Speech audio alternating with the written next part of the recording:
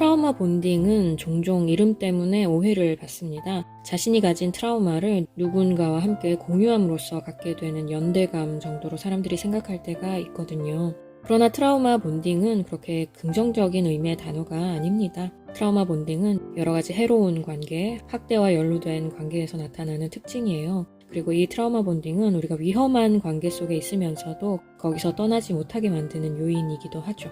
트라우마 본딩이란 피해자가 자신을 학대하는 사람을 향해 가지는 깊은 정서적 애착을 의미합니다. 트라우마 본딩은 피해자가 끊임없이 가해자를 덮어주고 가려주면서 그 사람과의 관계를 보호하려고 하기 때문에 누군가를 향한 사랑 혹은 헌신의 감정과 혼동되기도 하죠. 겉에서 봤을 때는 너무 비슷해 보이거든요. 그러나 트라우마 본딩은 절대 사랑도 아니고 헌신도 아닙니다. 사랑이나 헌신이 아니라 트라우마 본딩임을 알아채려면 이 트라우마 본딩의 징후에 대해 미리 알아둘 필요가 있겠죠.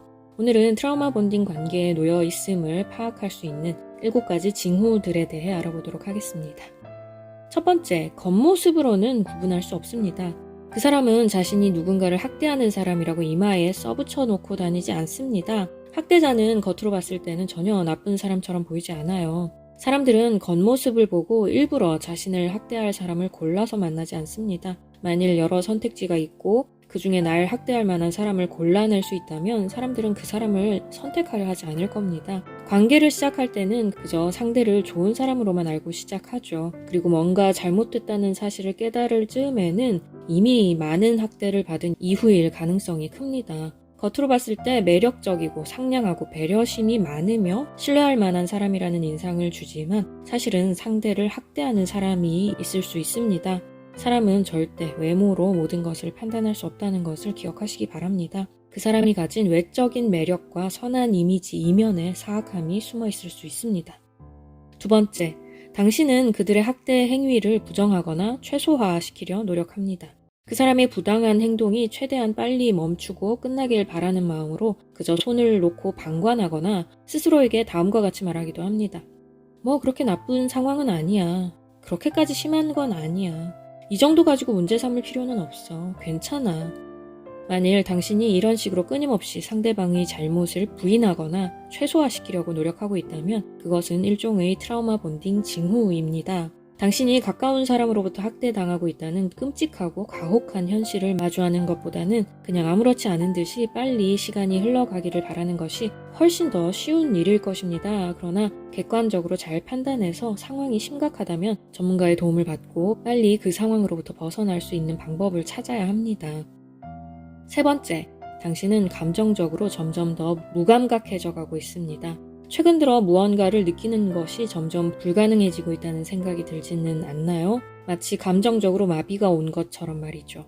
트라우마 본딩 관계에 놓여 있다면 당신은 아마 이런 식으로 느낄 것입니다. 왜냐하면 이것은 인간의 정신이 무의식적으로 학대에 대처하는 법이기 때문이에요. 당신은 그 사람으로부터 지속적으로 학대를 당해옴으로 인해 이제 더 이상은 고통, 두려움, 분노 또는 마음의 고통을 참을 수 없는 지경에 이르렀을 것입니다. 따라서 당신은 모든 감정으로부터 스스로를 차단합니다. 그 모든 감정을 계속해서 일일이 다 느끼다가는 살아남을 수 없을 테니까요. 당신은 이제 더 이상 활기차지도 수다스럽지도 않고 예전만큼 자연스럽게 감정을 표현하지 않습니다. 네 번째, 당신은 그 사람을 위해 끊임없이 변명합니다. 그 사람이 당신을 학대한 사실이 명백하게 확인되었고 주변 사람들이 그 사람을 나쁘다고 어떻게 그런 짓을 할 수가 있냐고 말할 때 당신은 그 사람의 입장을 대변하려고 합니다. 때로 당신은 자신이 그런 대접을 받아 마땅한 사람이라고 느낄 수도 있어요. 또는 그 사람이 당신을 학대하고 있음을 알지만 만일 당신이 떠나면 그 사람이 망가질까봐 걱정하고 있을 수도 있습니다. 어찌됐건 아주 충성스럽게 그 사람을 가려주고 덮어주고 있지는 않나요? 그 사람의 이미지를 지켜주기 위해 정말 무슨 짓이든 하고 있는 자신을 발견할 수도 있습니다. 자신을 학대하는 사람을 향한 충성심은 트라우마 본딩의 전형적인 특징이거든요. 그래서 다른 사람이 그 관계에 간섭하거나 당신을 도와주려 할 때 굉장히 방어적으로 반응하거나 혹은 분노하기도 합니다. 다섯 번째, 그 사람은 당신을 자신의 심리적 샌드백으로 여기는 경향이 있습니다.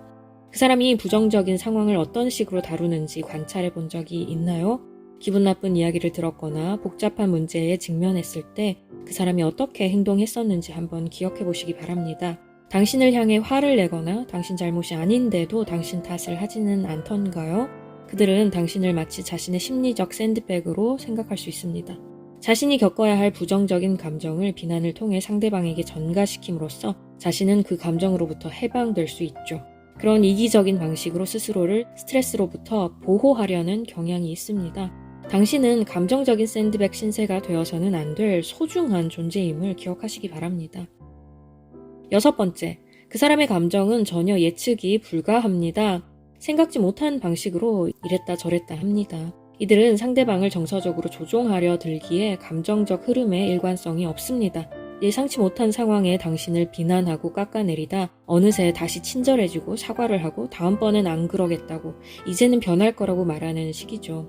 당신은 그 사람을 떠나려고 하다가도 다시금 돌이켜 자기 생각을 의심하게 됩니다. 저렇게 좋은 사람에게 내가 왜 불만을 품고 떠나려 했을까라며 스스로의 생각이 잘못된 것이었다고 판단을 내리게 되죠.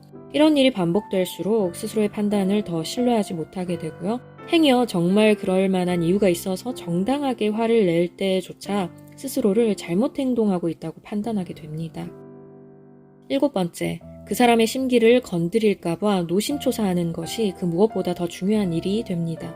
내가 어떤 말을 하고 어떤 표정을 짓고 어떤 말을 했을 때 그 사람이 화를 내고 비난을 해댔었는지 과거를 되짚어보며 분석하고 이제는 그런 식으로 하지 않고 다른 방식으로 행동해야지 하는 마음으로 매사의 모든 부분에서 끊임없이 스스로를 모니터링합니다.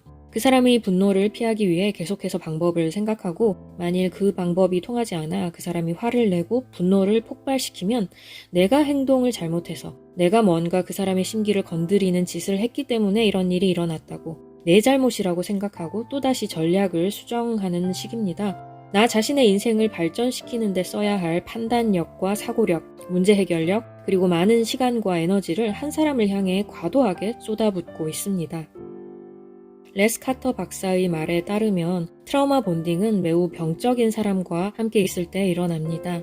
이 트라우마 본딩을 통해 당신은 스스로를 매우 문제 있는 사람으로 여기게 되죠. 트라우마 본딩을 겪고 있는 사람은 스스로 할 수 있는 게 많지 않다고 생각하게 되고 감정적으로 매우 지치게 되며 스스로를 가치 없는 사람이라고 느끼게 됩니다.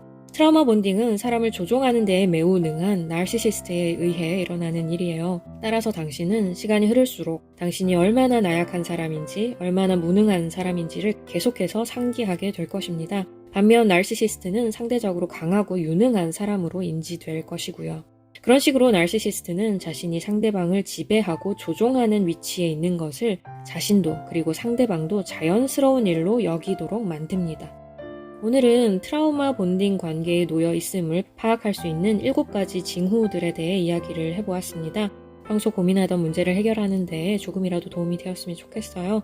만일 나르시시스트와의 관계로 인해 심각한 고통을 겪고 있다면 전문가의 도움을 받는 것이 최선임을 늘 기억해 주시고요. 그럼 여러분의 모든 문제가 다 해결되기를 바라면서 저는 또 다음 시간에 뵙도록 하겠습니다.